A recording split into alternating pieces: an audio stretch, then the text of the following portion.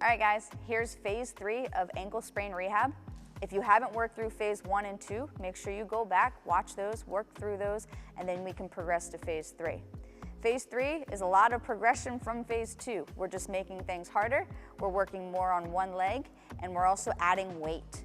So phase 2, we talked about initiating some squatting stuff. Hopefully you've gotten away from a bench or a chair. We're now just gonna squat like normal, but we're gonna add weight.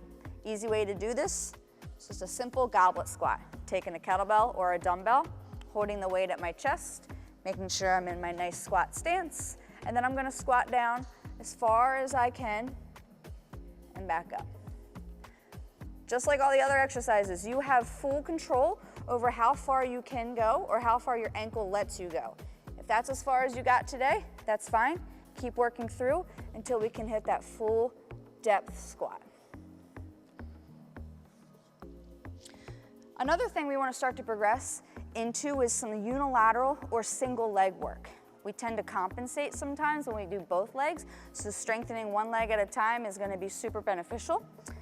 Simple one is just a split stance lunge. Obviously I'm going to do both sides, so it doesn't matter which leg is my affected leg right now, but I'm going to be in this split stance position. I'm going to come all the way down, tap my knee, and drive all the way back up. Work through my reps on that side, switch side, so that I'm using both angles on that affected ankle. I can also very easily add a weight, just like I did with the squat, holding at my chest to load the joint. That is the best way to strengthen a joint over time. Now, to progress our other functional movement, we have our step-ups that we did in phase 2. Just like the squats, just like the lunges, simply add a weight to load the joint and make the exercise harder.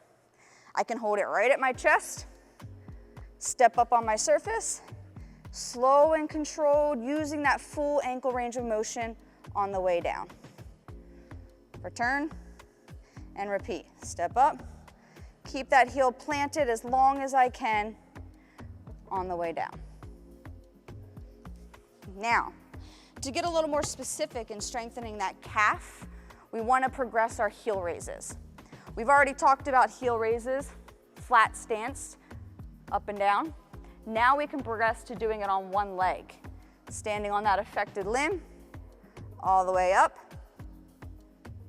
Again, we're making sure that we don't let that ankle roll out. We want it to be a nice straight up and down. The other way to progress the heel raise is to do it on a step or a plate, something that forces you to work in a full range of motion.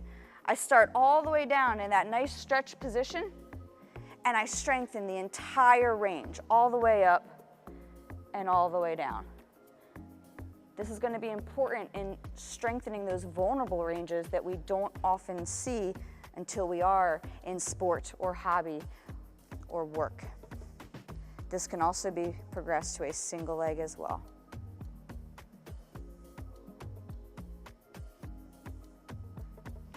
Now, as we feel comfortable in phase 3, this is the phase where we start to progress towards our sport or our hobby, or maybe we have a demanding job. This is where we do that. Being able to perform higher impact injuries, jumping, running, those type of things, that happens in phase 3. One way to train this on your own is to simply start with forward and backward double leg hopping, right? Pick a line, and I'm just back and forth. Forward and backward.